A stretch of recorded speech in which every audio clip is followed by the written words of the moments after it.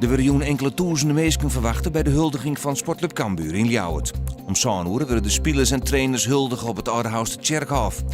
Cambuur was vreedkampioen van de eerste divisie en speelde daarom Takkenmier in de eredivisie.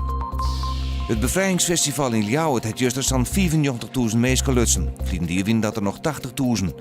De drukte kwam nevens de organisatie toch het mooie waar en het feit dat bevrijdingsdag dit hier op een snij voel. De sirene van de ambulance is van Jutouw ik de jaren via de autoradio.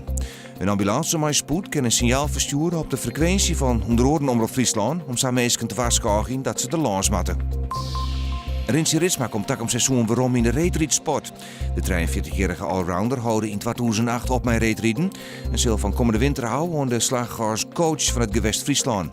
Hij werd bijstaan door oud-sprinter Jan Ikema en Arjen Wolters. Joen bloot de zinnen er lang bij en het wordt vannacht een graad als 8. Morgen een soort zinnen, maar let er wat bewolking. Het wordt dan zo'n 21 graden.